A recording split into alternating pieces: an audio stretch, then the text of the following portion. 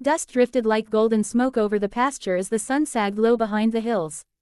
The old Marston ranch fence creaked in the wind, weathered, splintered, still standing stubborn as the man who owned it. Luke Marston sat tall on his chestnut horse, hat tilted low against the glare, eyes narrowed over the endless stretch of land that was both his home and his prison. He hadn't planned to stop that day. He'd just been checking the north line for loose wire, same as always. Routine kept him sane. It didn't ask questions, didn't stir up ghosts.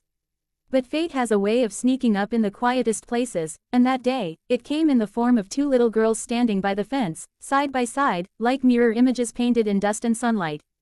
The first thing he noticed was their hair, pale gold, tangled by the wind, tied in uneven braids that looked like they'd been done by tiny hands.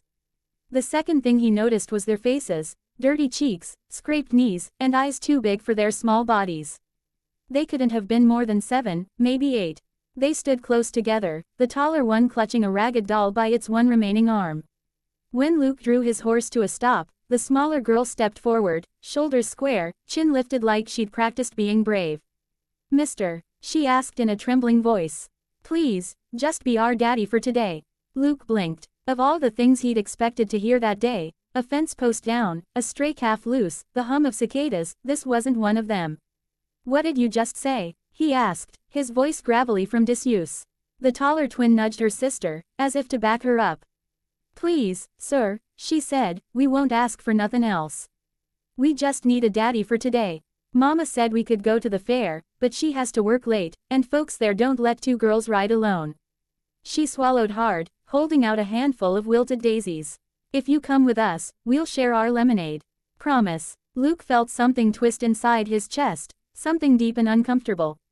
He'd lost his wife 5 years ago, and with her went the family they'd dreamed of building. He'd buried the idea of children with her, buried it so deep that he thought it could never reach daylight again. But here, standing by the old fence, two little strangers were tugging at that forgotten place like it still had life left in it. He dismounted slowly, boots crunching against the dry earth. The girls flinched at first, unsure if they'd gone too far, but his shadow fell gentle over them. "Where's your mama now?" he asked. "At the diner in town," the taller one replied quickly. "She's workin' double shifts since Daddy went to heaven." The smaller girl's lip trembled, but she smiled through it. "We just thought maybe you could be him for a little while. Just for today." Luke ran a hand through his hair beneath his hat, staring at the horizon where the sun had already begun its slow descent. He should have said no. It wasn't his place. The fairground glimmered like a slice of magic carved into the dusty edge of town. Bright flags fluttered over the wooden booths, laughter rolled through the air like music, and the scent of caramel apples and fried dough drifted on the warm breeze. Luke Marston hadn't been to a fair in 10 years, maybe more. The noise, the crowds, the chaos, they weren't for him. But today, with two tiny hands clinging to his rough palms, he found himself walking straight into it. "Look, Daddy, ponies," squealed Emma, the bolder of the two twins. Her sister, Ellie, tugged shyly at his sleeve, pointing at a booth full of cotton candy that looked like spun clouds. Every few seconds, one of them called him Daddy again, each time sweeter, more natural, and harder for Luke to correct. He told himself he was just doing a kindness, giving them a good memory to hold on to. But watching them run ahead in their worn boots and sun-faded dresses, their laughter trailing behind them, something inside him stirred, something that had been asleep for far too long. They started with the carousel. The twins insisted he ride, too, so there he was, a 6-foot rancher on a painted horse that bobbed up and down to a tinny tune, while the girls shrieked in delight. Emma leaned forward like she was leading a cavalry charge, while Ellie clung to the pole, smiling so wide her dimples showed. Luke couldn't help it, he laughed. A deep, rough, honest laugh that startled him almost as much as it seemed to delight the girls. Afterward, they ran from booth to booth, dragging him along. He bought them pink cotton candy and shared roasted corn dipped in butter. When Emma tried to win a stuffed bear at the ring toss, Luke took a shot himself, missed the first, then nailed the second. Her eyes went wide as the carney handed over the bear, and she declared, "See, Daddy's strong." The word hit harder than he expected. For a moment, his chest ached, not from the heat, but from memory. His late wife, Clara, had once said something similar when he lifted her off a horse on their wedding day. "My cowboy's strong," she teased. And now, two little strangers were echoing that same soft truth, unknowing and pure. As the day stretched on, Luke noticed a woman by the lemonade stand, wiping her hands on her apron. She had chestnut hair pinned up under a straw hat, a few tendrils falling loose against her flushed cheeks. She was watching them, watching him, with an expression that mixed worry, surprise, and something like gratitude. It was Mary Ellis. He knew her by name, though they'd never spoken much. A widow, raising twins on her own, working 2 jobs since her husband died in a grain silo accident 2 years back. Folks said she kept her head down and her heart shut. Now, seeing her watching her girls laugh with a man they barely knew, Luke tipped his hat. She hesitated, then came closer, brushing a stray lock of hair from her eyes. "Mr. Marston," she began carefully, "I hope they didn't bother you none." He shook his head, smiling faintly. "They asked real polite. Didn't have the heart to say no." Mary let out a soft laugh, low and tired. "They don't forget much when they set their minds to something." Luke nodded toward the twins, who were now arguing over whether to feed the pony sugar cubes. "Can't say I mind. It's been a long time since I heard laughter like that." Something in his voice must have caught her, because her gaze softened. They spent the rest of the afternoon together, Mary joining in as they tried the Ferris wheel and shared lemon ice under a striped awning. Luke bought each girl a tiny bracelet from a craft stall, their names engraved in little silver hearts. By the time the fair's lanterns flickered to life, the twins were half asleep on their feet. Luke carried one in each arm to Mary's wagon, their heads resting against his chest. Their small hands clutched at his shirt as if afraid to let go. At the porch of the Ellis home, Mary whispered, "Thank you, Mr. Marston. You gave them more than a day. You gave them a dream they'll never forget." Luke paused, looking down at the girls, then back at her.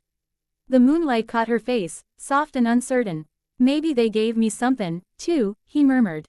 She didn't ask what. She didn't need to, because deep down, Luke knew, those 2 little girls had done the impossible. They'd reached through years of silence and reminded him what it felt like to be alive.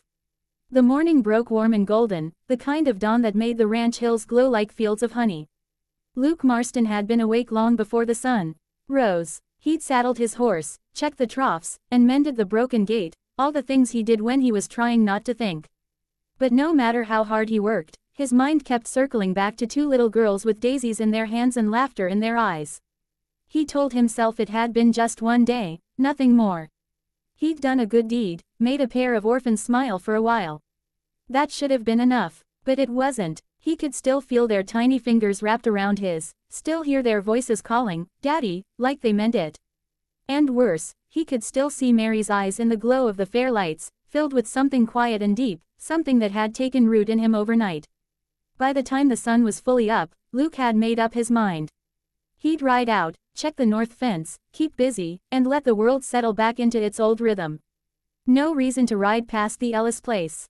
No reason at all, but as he reached that familiar stretch of fence where he'd first met the twins, he saw movement, 2 small figures standing exactly where they'd been that first day. His horse slowed on instinct. And there they were again, Emma and Ellie, waving so wildly that their braids bounced against their shoulders. In front of them, a crooked wooden sign leaned against the fence. The letters were painted in wobbly red, clearly done by little hands. "Please, Daddy, don't forget today." Luke's heart clenched. He swung off his horse, boots landing in the dust. "Girls," he said, voice rough, "what are you 2 doing out here this early?" Emma grinned, holding up the sign proudly. "We made this for you." Mama helped spell the hard words. Ellie nodded, clutching her sister's arm. "We thought you might come back. Mama said maybe you wouldn't, but we wanted to try." Luke looked up just in time to see Mary walking toward them from the house, her apron still dusted with flour. Her steps were slow, hesitant. "I told them not to get their hopes up," she said quietly. "But you know how children are when their hearts get set on something." He could see she was trying to smile, but there was a tightness in her eyes. She looked tired, more tired than he'd noticed before, and yet there was a lightness to her too, like she hadn't felt in years. Luke swallowed hard, trying to find the right words. "I was ridin' past anyway," he started, but the lie burned on his tongue. He hadn't been ridin' past. He'd been drawn there like the earth pulls rain. Emma piped up again, oblivious to the weight in the air. "Daddy, we picked flowers for you."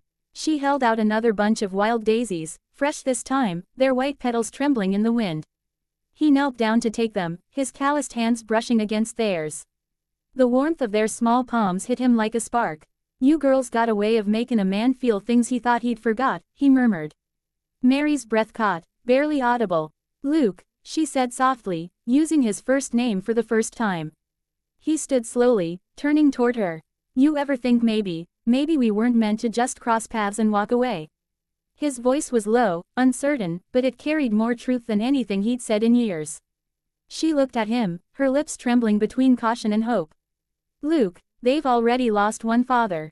I can't let them hope for something that ain't real. He stepped closer, his shadow falling over hers. And what if it is real? He asked gently. What if they ain't the only ones needin' something they thought they'd lost? Mary's eyes glistened. The twins were hugging each other by the fence, whispering about how maybe, just maybe, their prayers had worked. Luke knelt again, gathering both girls into his arms. Their giggles melted into his chest as they buried their faces against him. You girls still want me to be your daddy? He asked quietly. Emma nodded fiercely. Ellie's reply was softer but certain. Forever this time. He looked up at Mary. Then I reckon I can try to be the man they need. The morning breeze carried the scent of baking bread and wildflowers as Mary took a slow step forward. For the first time since her husband's passing, she let herself smile, really smile. Then maybe, she whispered, we can all start over. Luke rose, one arm still around each girl, and reached for her hand. The four of them stood there by the fence, sunlight spilling across their faces. The ranch behind him, the home before him, it all finally made sense. Sometimes family doesn't come from blood or promises made at an altar.